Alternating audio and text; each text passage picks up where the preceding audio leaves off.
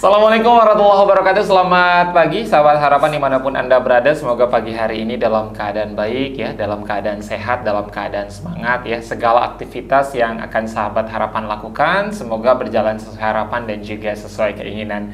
Jangan lupa teman-teman subscribe di channel YouTube Las Harapan Duafa. Kemudian juga di follow ya di semua sosial medianya, di Instagram, di Facebook, di Twitter, dan juga di TikTok. Sudah hadir narasumber Faiz di pagi hari ini yang luar biasa, karena di tengah jadwal kesibukan beliau yang luar biasa dahsyat ya. Karena bisa jadi pagi di Serang, siang di Rangkas, sore di Tangerang, malam di Cilegon. Langsung saja akan Faiz perkenalkan narasumber Faiz di pagi hari ini, teman-teman sahabat harapan. Beliau adalah Pak Ustadz Aceh Sumirsa Ali, merupakan Wakil Ketua 3 Basnas Provinsi Banten. Assalamualaikum Pak Aceh. Waalaikumsalam warahmatullahi wabarakatuh. Terima kasih banyak sudah hadir di podcast Las Harfa ini Pak Aceh. Mungkin senang sekali berada bersama Las Harfa di sini ya. Ya mungkin bisa disapa-sapa dulu ini Pak Ustadz Aceh, teman-teman yang mungkin pagi hari ini menyaksikan podcast Las Harfa, silakan. Baik, terima kasih. Assalamualaikum warahmatullahi wabarakatuh. Sahabat Las Harfa dimanapun Anda berada, Yes. Para follower di semua jagat raya ini. Yes. Ya, selamat pagi, selamat siang, maupun selamat petang untuk kita semua. Alhamdulillah, saya senang sekali Yes. bisa ada di tempat ini, bisa bincang-bincang dengan jurnalis yang handal ini. Aduh, Siap. Alhamdulillah, terima kasih Pak Ustadz sudah hadir di podcast Las Harfa ini. Sebelum Faiz ngobrol terkait tema kita pagi hari ini, teman-teman, terkait upaya Basnas Provinsi Banten ya dalam pemberdayaan untuk mengubah mustahik menjadi muzaki. Tapi sebelumnya Faiz mau nanya dulu, agenda hari ini rencananya kemana aja Pak Ustadz? Alhamdulillah agenda cukup padat hari ini. Mestinya saya bukan mestinya ya, memang saya terjadwalkan sebelumnya harus ke daerah Kabupaten Tangerang dalam rangka uji petik terhadap kegiatan distribusi yang sudah dilakukan gitu. Siap. Karena di samping kan teman-teman pelaksana ini melakukan distribusi ke level bawah, lalu kita melakukan uji petik. Ini perintah dari audit internal kita untuk melakukan uji petik. Siap. Jadi memang luar biasa, padat merayap ya jadwal hari ini, kayak tol ini ya, apa puncak ya? Iya, dalam rangka memastikan bahwa proses distribusi itu berjalan dengan baik, sesuai dengan syariah, sesuai dengan kaidah begitu. Siap. Pak Ustadz, sebelum Faiz lebih banyak terkait tema kita ngobrol di pagi hari ini, Pak Ustadz Aceh kan memang asli Banten ya Pak ya? Alhamdulillah. Asli Banten. Artinya kalau asli Banten tuh harus tahu dong 5 tempat wisata di Banten. Nah, challenge ini dulu nih sebelum ngobrol ketewan nih. Ayo, satu. Saya jarang berwisata ini sebenarnya. Sibuk kerja terus ya, harus tahu satu. Pantai Anyar, Pantai Carita, ada Baduy, Baduy 3, 2 lagi. Terus ada lagi Negeri di Atas Awan. Negeri di Atas Awan 4, satu lagi. Pintu Seribu di mana Teluk Naga situ. Oh, keren. Itu baru challenge yang pertama Pak Ustadz. Challenge yang kedua adalah sebutkan 5 makanan khas Banten. Suka kuliner? Insya Allah suka. Satu rabeg. Rabeg jelas. Jelas. Banyak yang tahu. Siap. 2. Yang kedua ada balok kalau di Bandeng. Balok siap. Ya, balok. Apa lagi? Tahu. 3. Bandeng. 4. Apa lagi tuh? 4. Satu tadi rabeg, pecak. 5, satu lagi terakhir. Satu lagi saya lupa namanya tuh ya. Banyak lah ya teman-teman. Jadi artinya kalau nilai tadi untuk wisata 100, kalau yang untuk kuliner mungkin 90 ya. Siap Pak Ustadz. Harus diulang lagi, kalau diulang lagi saya dapat 100 itu. Siap, kita ngobrol langsung ke tema ini Pak Ustadz. Ini Faiz harus baca beberapa portal berita ya, takut salah juga. Ternyata memang kalau kita berbicara soal potensi zakat di Indonesia dan juga Provinsi Banten, ini dari beberapa artikel yang Faiz baca Pak Ustadz, ternyata potensi zakat di Indonesia itu ini luar biasa, jumlahnya 327 triliun teman-teman ya. Sementara 2021 kemarin itu yang diperoleh hanya 17 triliun. Jadi masih sangat jauh sekali. Sementara kalau kita agak turun sedikit ke Banten gitu ya Pak Ustadz ya, dari potensi zakat di Banten ini 21 triliun, sementara per Oktober bulan kemarin ya 2022 ini baru 600 miliar rupiah. Artinya kalau dari sisi potensi ini luar biasa. Apa yang harus benahi ini, Pak? Saya ingin memulainya pada para milenial ini. Zakat ini potensi lapangan kerja. Yes. Potensi pengabdian. Potensi mencari ladang pahala. Yes. Semuanya dapat. Oh, dapat kan? Artinya dari sekian triliun yang uang itu kan harus dipungut. Betul. Mungut itu butuh tenaga. Betul. Yang begitu juga harus didistribusikan. Mendistribusikan juga butuh tenaga. Yes. Model orang Bang Pais seperti ini ya, yang passionnya jurnalis, ternyata sangat penting. Yes. Digunakan oleh pengelola zakat. Karena itu pertama yang saya ingin bagi teman-teman, bagi sahabat-sahabat, bagi sahabat Harpa semua, mari gabung di pengelola zakat. Yes. Anda punya masa depan di sini. Yes. Amin. Gitu loh. Amin. Anda punya masa depan di sini. Karena apa?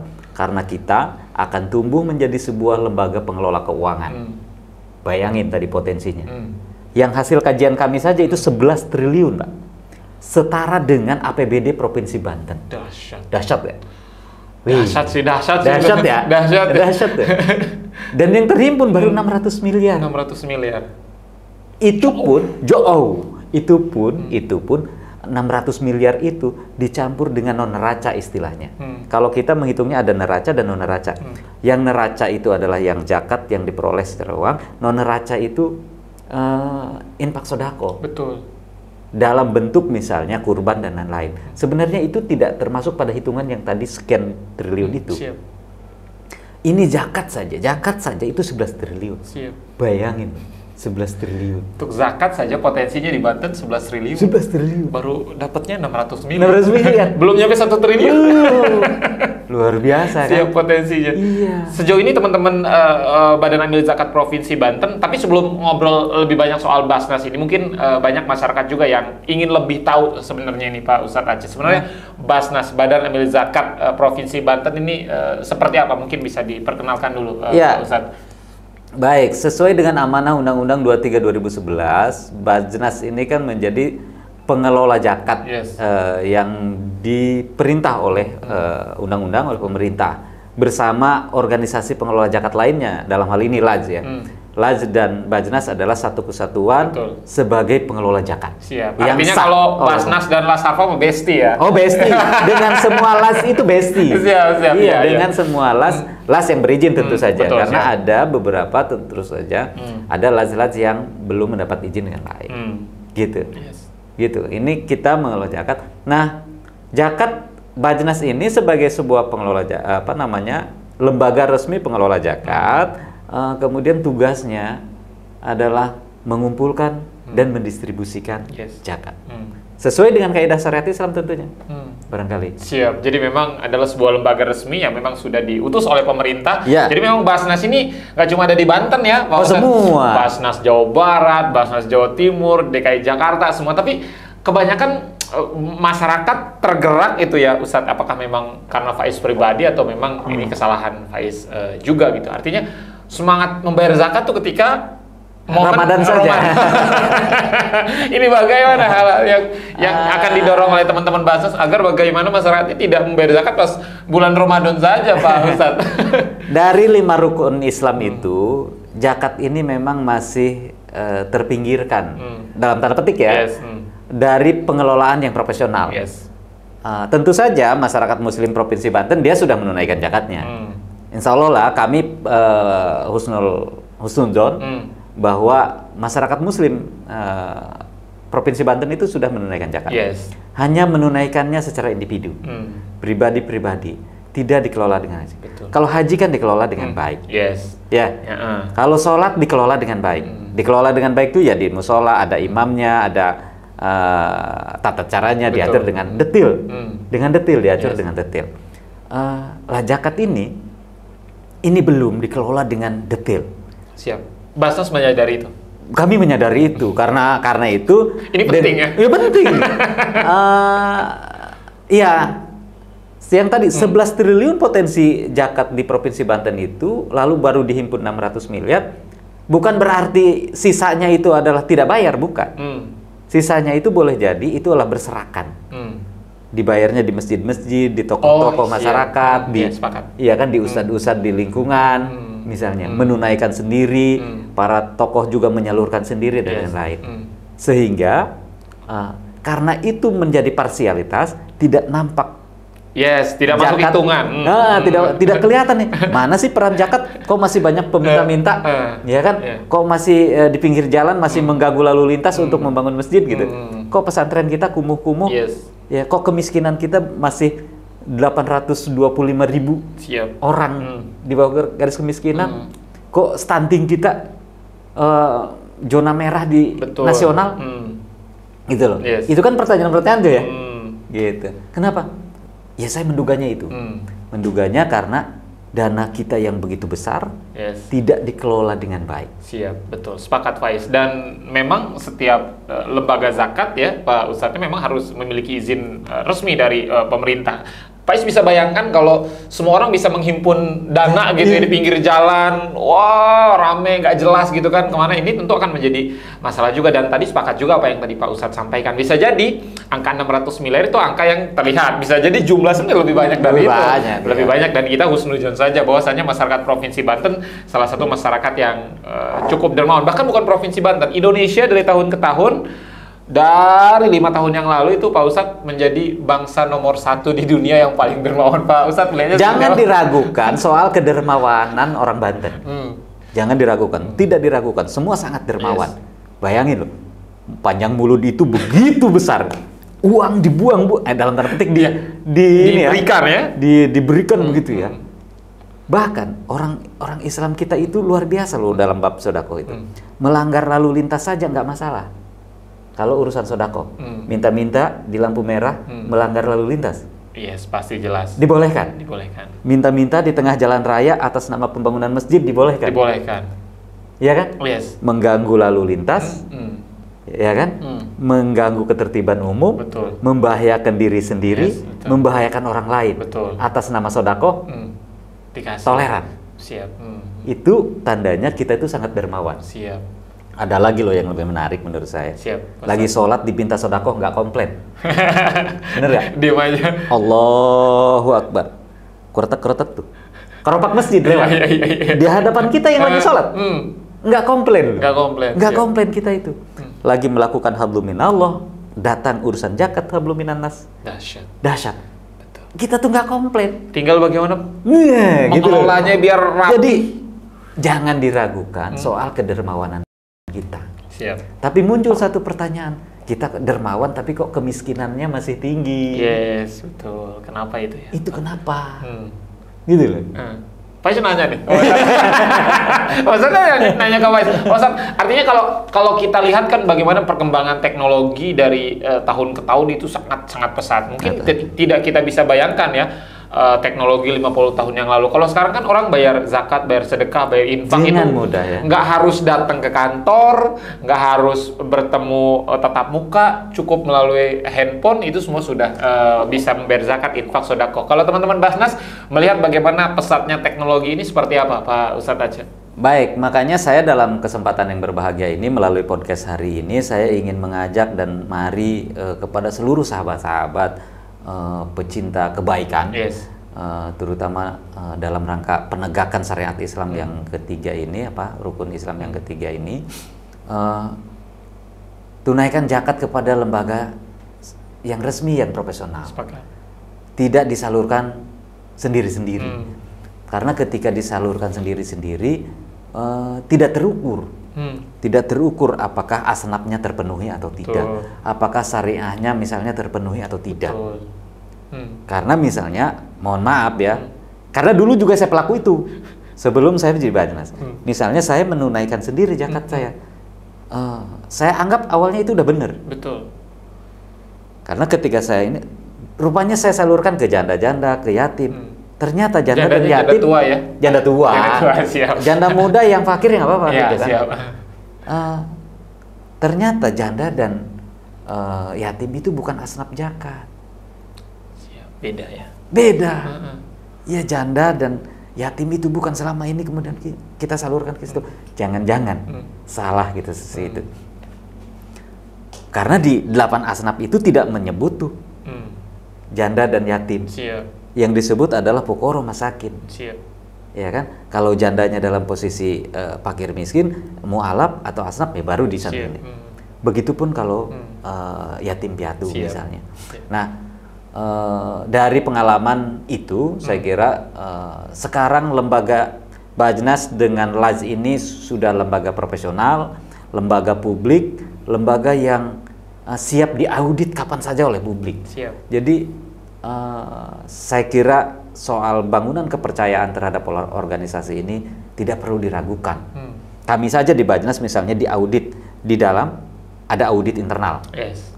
Audit internal itu tugasnya memonitor keuangan, apakah keuangan ini disalurkan sesuai syariat atau tidak. Betul. Sesuai dengan administrasi keuangan atau tidak. Ada standar keuangannya yang diatur oleh para akuntan.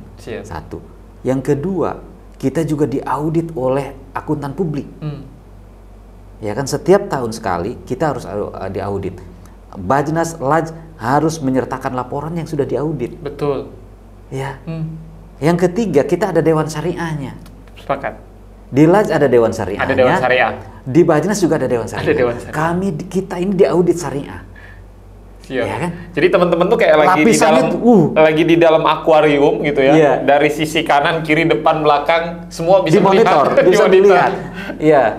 Kami misalnya di Bajnas tadi dalam rangka era digital itu ya sudah kita tinggalkanlah cara-cara lama misalnya menyalurkan tanpa diketahui, tanpa dipublikasi, tanpa upload di media sosial dan lain-lain. Kita semua upload. Mulai dari merencanakan sampai kepada pelaporan kita terbuka. Siapapun masyarakat, kelompok masyarakat yang mau tahu silahkan datang. Oh, dahsyat.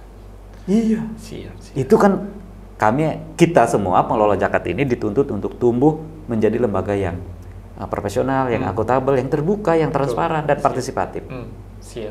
Karena itu tadi ya, saya ngajak nih, kami masih sedikit nih tenaganya, kami masih butuh tenaga untuk mengutin zakat yang begitu banyak itu. Betul, yang masih berserakan. Yang masih berserakan itu, siapa yang mau silakan kita. Saya mengundang dan menantang siapa yang punya talent, punya talenta dalam rangka marketing, punya talenta dalam rangka menghimpun, yuk kita. Siap, dahsyat. Sangat gabung ya. Siap, karena kalau kita melihat bagaimana personil teman-teman Basnas baik di Basnas Provinsi Banten maupun di Basnas Kabupaten Kota, tentu personil masih sangat terbatas dan nggak mungkin bisa menjangkau semua lapisan masyarakat. Pak Ustadz, artinya kalau tadi ini Faiz menarik kalau hitung-hitungan angka gitu kan, artinya kalau dari jumlah potensi dan penerimaan kan ini sangat jauh sekali.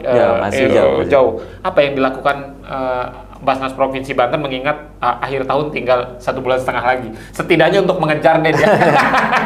Ya tentu saja kami juga rasional ya, targetnya tidak target potensi. Betul, yes. Target yang bisa kita raih. Insya Allah kemarin sudah di angka 85%. Yes. Kita mencapai target penghimpunan sesuai yang kita rencanakan. Betul, siap. Sampai akhir tahun Desember insya Allah kami yakin bisa mencapai target sesuai target rencana yang kita bangun. Ada namanya RKAT gitu tuh, rencana kerja anggaran dan tahunan. Siap. Jadi perencanaan itu basis perencanaannya ada. Merencanakan menghimpun sekian rupiah, lalu merencanakan mendistribusikan sekian rupiah. Programnya dibuat. Ini program A, program B, program C, program E. Yes. Ini program-programnya. Lalu nanti indikator programnya ini apa? Dibuat gitu. Jadi tolak ukurnya ada jelas gitu. Nah, yang kalau bicara potensi yang luar biasa itu belum. Karena itu upaya yang kami bangun adalah membangun kemitraan. Betul. Baik mitra pengumpulan maupun mitra pendistribusian. Betul. Nggak mungkin. Nah, Laj Harpa juga bagian dari Laj yang tentu selalu membangun mitra. Ini juga mungkin rumah Quran ini, tempat studio ini ada. Betul. Ini juga bagian dari mitra program kan, mitra programnya Laj. Publik bisa lihat ini loh, gedung semewah ini, ada studio yang sehebat ini, misalnya ini dari dana zakat tuh. Betul. Betapa luar biasanya kita. Ruang kreatif kita terbuka di sini. Yes. Ruang ekonomi kita terbuka di sini. Siap. Saya kira begitu tuh. Siap. Jadi memang kalau kita berbicara potensi, masih inilah ya dari. Masih jauh. Tapi insya Allah di 2022 ini yang misalkan beberapa bulan lagi insya Allah target yang sudah target kita insya Allah dicapai. Nih Pak Ustadz, ini kan luar biasa sibuk nih Pak Ustadz nih, apalagi beliau adalah rumahnya juga di Rangkas ya, Ustadz bolak-balik Serang, itu dahsyat. Di tengah kesibukan yang luar biasa dahsyat tentu punya hobi dong Pak Ustadz. Sekedar untuk rilis stres, untuk menenangkan pikiran dan lain sebagainya. Pak Is pengen tanya sih, hobi Pak Ustadz Wakil Ketua 3 Basnas Provinsi Banten itu apa sih Pak Ustadz? Tapi jangan dijawab, kita rehat setelah yang satu ini tetap di podcast Kelas Harfa. Minum Pak Ustadz. Ya, makasih. Biasanya kalau Faiz cheers dulu Pak Ustadz. Iya. Bismillahirrahmanirrahim.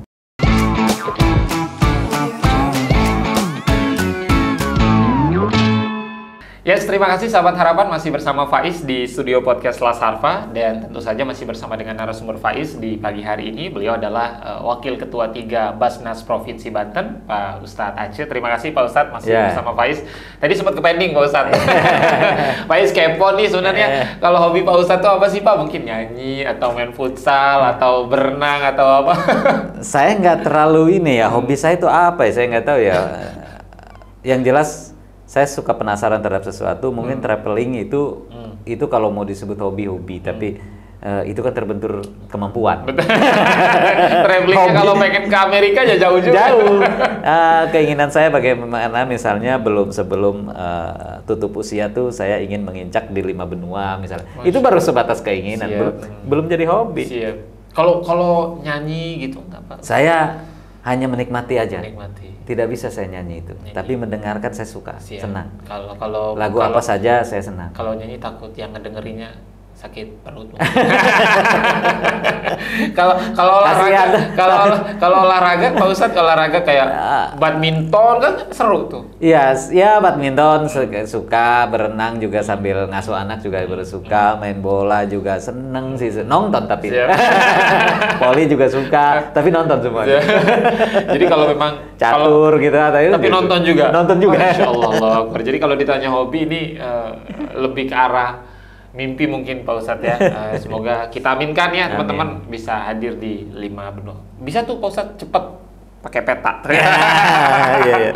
Pak Ustadz, kalau kita melihat bagaimana perkembangan teknologi tadi juga Faiz juga sudah sempat singgung bagaimana teman-teman kan berevolusi melalui teknologi dan lain sebagainya. Tentu Basnas juga saat ini terus berupaya untuk agar bagaimana teman-teman yang membayar zakat ini tidak melalui pakai cara-cara yang konvensional, artinya melalui digital. Pertanyaan Faiz berikutnya, tentu teman-teman Basnas ini harus menjalin kolaborasi karena di 2022 ini kolaborasi adalah sebuah keniscayaan, sebuah kewajiban yang harus kita lakukan. Sejauh ini sudah berkolaborasi dengan siapa saja? Banyak banget Pak Ustadz. Kami ingin berkolaborasi dengan siapapun. Siap.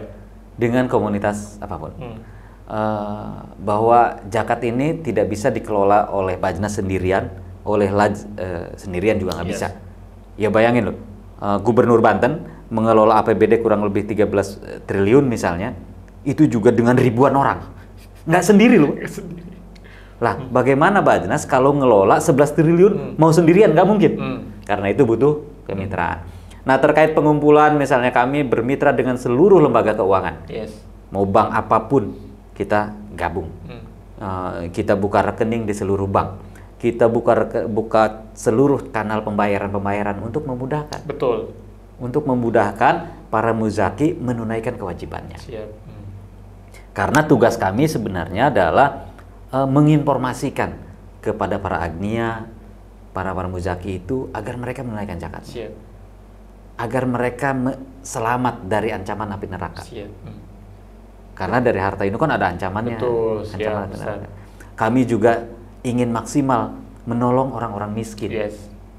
Ya, yang hartanya berada di orang kaya.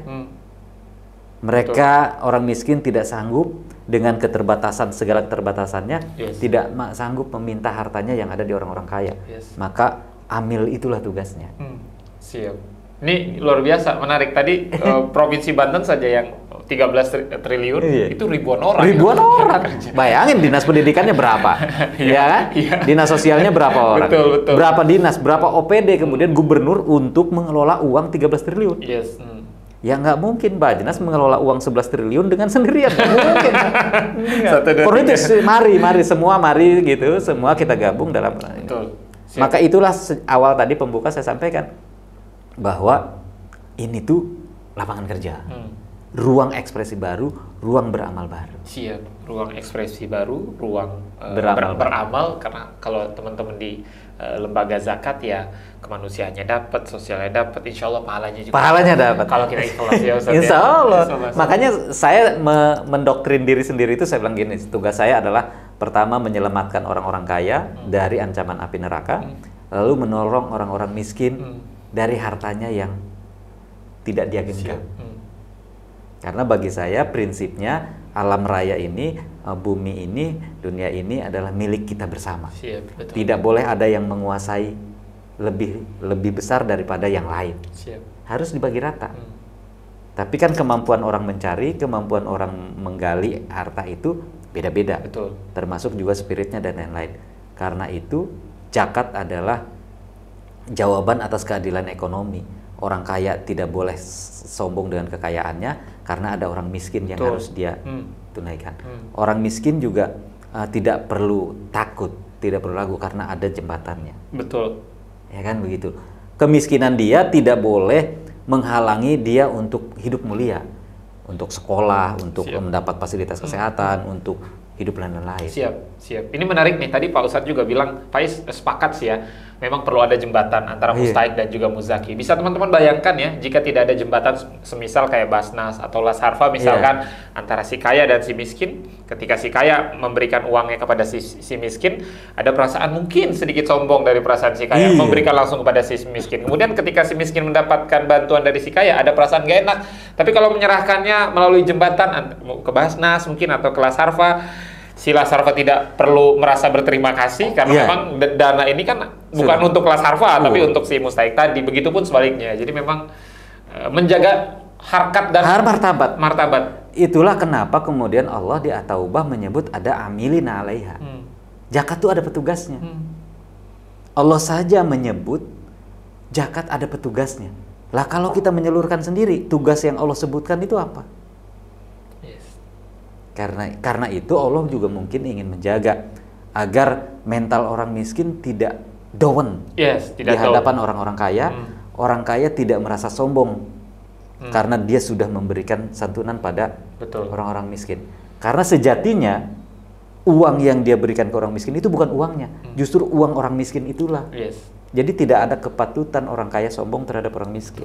Siap, Ustadz. Tentu mimpi kita bersama nih, Ustadz, mimpi Las Harfa, kemudian Basnas, bagaimana mustahik ini menjadi muzaki. Ini pertanyaan berikutnya dari Faiz, mungkin tadi agak sedikit kepotong ya. Pernah punya cerita atau sejauh ini Basnas yang sudah berhasil mengubah mustahik menjadi muzaki, mungkin bisa di-share juga nih, Ustadz. Ya, Basnas itu menyusun program untuk 8 asnaf itu di 5 program. Program kemanusiaan, program ekonomi, program pendidikan, program kesehatan, dan dakwah. Di program pendidikan misalnya, kami sudah meluluskan sarjana. Karena ada beasiswa full untuk sarjana. Ini sudah angkatan ke-5, sudah puluhan orang sarjana yang full. Belum lagi sarjana-sarjana yang kita biayai secara tentatif, subsidi. Jadi kalau ada kesulitan dibayar, kalau nggak ada kesulitan nggak apa-apa. Ini ada yang full, kita asramakan, kita living cost-nya ditanggung, dan mereka sudah jadi pegawai dan mereka sudah berbayar zakat kepada kita. Masya Allah. Itulah beberapa orang yang mereka sudah menjadi muzakinya Basnas. Dari mustahik ke muzaki. Dari mustahik menjadi muzaki. Dari jalur pendidikan. Dari jalur pendidikan. Belum dari jalur yang lain. Ada dari jalur ekonomi. Kita punya jalur ekonomi itu pemberdayaan, namanya pemberdayaan zakat. Mulai dari bantuan UMKM, bantuan modal usaha UMKM, ada mulai dari bantuan modal usaha, ada juga kemudian bantuan-bantuan lain yang sifatnya adalah membantu para mustahik agar dia keluar dari kesulitan-kesulitan ekonomi secara permanen. Betul. Gitu. Kita sudah punya, ada JETMAT, namanya Zakatmat, ada Zakat Community Development, ada Jet Chicken misalnya. Jet Chicken itu zakat chicken, UMKM mereka dagang ayam chicken, kita biayai, kita siapkan gerobaknya, kita siapkan modal usahanya, kita juga siapkan pasarnya. Lah mereka itu sudah alhamdulillah. Kalau yang JETMAT itu misalnya warung-warung kecil di kampung itu kita branding sebagai sebuah warungnya dicat, dilayakkan, misalnya modalnya ditambah. Lalu setelah itu mereka sudah berbayar infak kepada kita. Yes. Dari hasil hariannya, manajemennya diberi pendampingan, mereka itu ada pendamping manajemen usahanya. Karena yang paling penting pendampingan, Ustaz. Iya, ada pendampingan, ada pembukuannya dan lain-lain. Saya kira sukses story di dalam itu lumayan banyak di antara kita. Ada juga yang saya justru terenyuh ya, tidak diniatkan kita untuk menjadi muzaki misalnya. Mereka dibantu relawan-relawan kita yang di beberapa. Kan kami ini punya juga Bajnas Tanggap Bencana. Kami punya kampung tanggap bencana. Lalu Bajnas punya program namanya Rumah Pintar. Rumah Pintar. Siap. Ada semacam TBM yang Taman Bacaan Masyarakat misalnya. Lah, para relawan-relawannya di sana statusnya relawan, tapi mereka juga sudah jadi dermawan, sudah menjadi muzaki. Betul. Padahal statusnya relawan gitu. Relawan, siap. Artinya luar biasa gitu. Saya menyaksikan atau merasakan luar biasa sekali. Allah memang tidak akan pernah salah. Siap. Membuat sistem. Sistem mengatur bagaimana keadilan ekonomi ini bisa berjalan melalui skema zakat. Siap. Jadi saya sangat yakin kalau zakat ini dikelola dengan baik, insya Allah problem-problem sosial kita teratasi dengan baik. Insya Allah kalau pengelolaannya baik, masalah-masalah sosial yang sering sekali timbul di tengah-tengah kita, kemiskinan, kelaparan, pendidikan, kesehatan, dan lain sebagainya, insya Allah bisa teratasi. Faiz mengibaratkan seperti ini, teman-teman. Tidak salah memberikan sedekah zakat kepada orang secara langsung, tidak salah, teman-teman. Tapi biasanya kalau kita berikan langsung itu impact-nya tidak begitu besar. Contoh sapu lidi, teman-teman. Satu sapu lidi kalau untuk mukul maling nggak kerasa apa-apa ya. Tapi kalau udah satu gepok sapu lidinya dikumpulin dari A 1000, dari B 1000, C 1000, terus banyak, akhirnya jadi puluhan juta, dan puluhan juta ini bisa kita manfaatkan untuk pemberdayaan. Tentu impact-nya akan lebih besar ketimbang kita ngasih langsung. Satu lagi mungkin bagi kita umat Islam yang menjadi tantangan adalah kita diuji oleh publik, bener nggak sih Islam itu rahmatan lil alamin? Betul. Bener nggak sih sodakohnya umat Islam itu berimpact misalnya terhadap kondisi sosial. Nah, ini jadi jawabannya. Ketika disalurkan sendiri, mohon maaf ya, ketika disalurkan sendiri, secara parsial memang mengimpact misalnya, tapi secara global, secara universal nggak nampak. Ya, nggak nampak. Bayangin, zakat fitrah kita 11 juta warga Banten kali zakat berapa miliar? 11 juta kalau di 30.000 saja misalnya. Banyak, Ustaz. Uang itu banyak. Uang banyak, perguliran uang itu banyak. Belum lagi dari hasil-hasil yang lain. Saya kira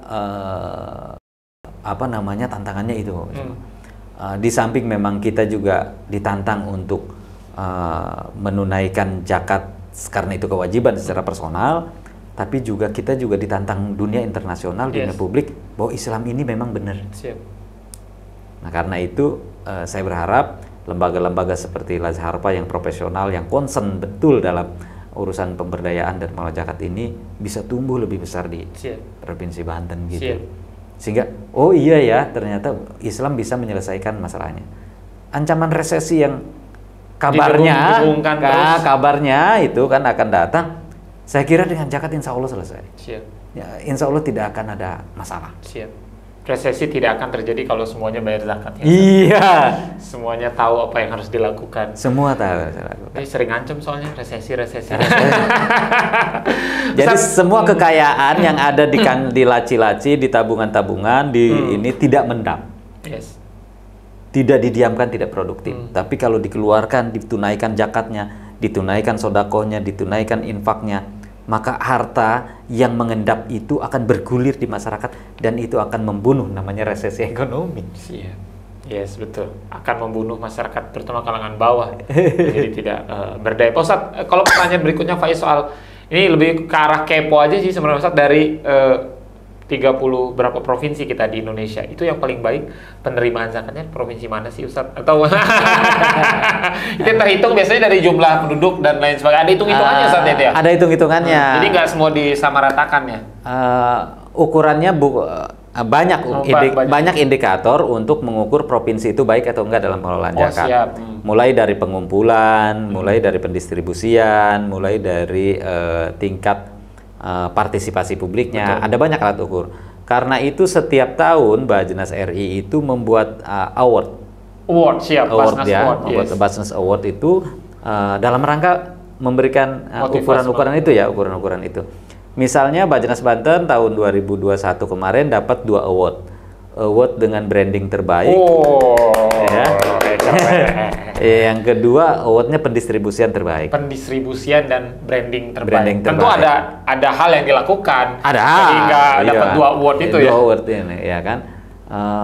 Tetapi provinsi lain misalnya Jawa Barat misalnya dapat award yang lain, ini yang lain.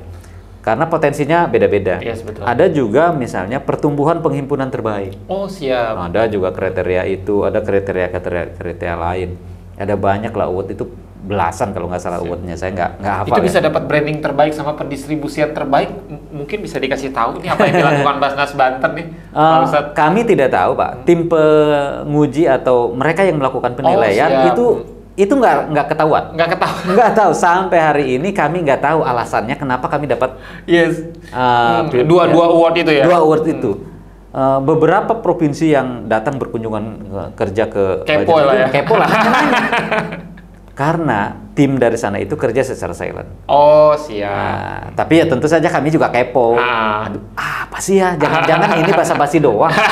Jangan-jangan ini piala yang cuma untuk nyeneng-nyenengin doang gitu.